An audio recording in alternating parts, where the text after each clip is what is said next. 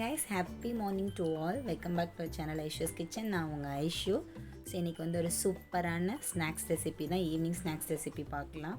So street side செய்கிற சுண்டல் masala. So எப்படி செய்யலான்னு பார்க்கலாம் வாங்க.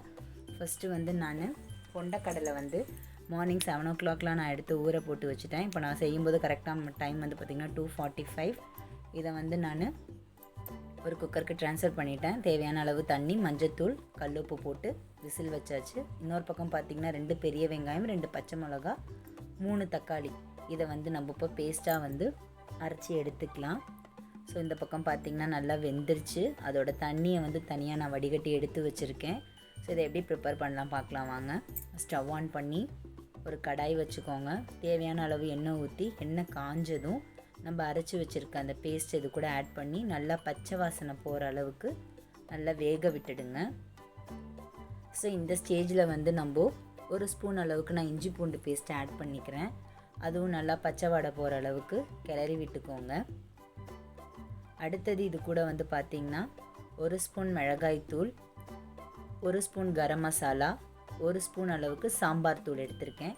இது 3 இது கூட போட்டு இதுவும் பச்சை வாடை போகிற அளவுக்கு நம்ம நல்லா இதை வணக்கி விட்டுக்கலாம்.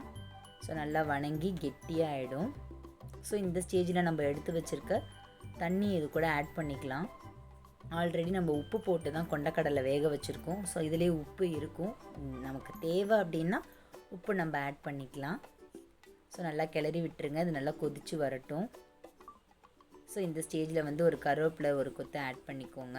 இப்போ நல்லா கொதித்து வருது. இது கூட வந்து நம்ம வேக வச்சுருக்க கொண்டக்கடலையை ஆட் பண்ணி நல்லா கிளறி விட்டுடலாம். ஸோ தண்ணியாக இருக்குது, இது நல்லா வெந்து கெட்டியாக வரட்டும். ஸோ பாருங்கள், நல்லா இந்த மாதிரி நல்லா கெட்டி பதமாக வந்துருச்சு. ஸோ இன்னும் கூட கொஞ்சம் நேரம் நம்ம ஒரு தட்டை போட்டு மூடி வைக்கலாம். இன்னும் கூட நல்லா கெட்டியாகணும் அது. ஸோ அவ்வளோதான் ஃப்ரெண்ட்ஸ், நம்மளுடைய கொண்டக்கடலை மசாலா ரெடி ஆகிடுச்சு. ஸோ நீங்களும் இதே மாதிரி வீட்டில் ட்ரை பண்ணி பார்த்துட்டு எப்படி இருந்துச்சுன்னு கமெண்ட் செக்ஷனில் கமெண்ட் பண்ணுங்கள்.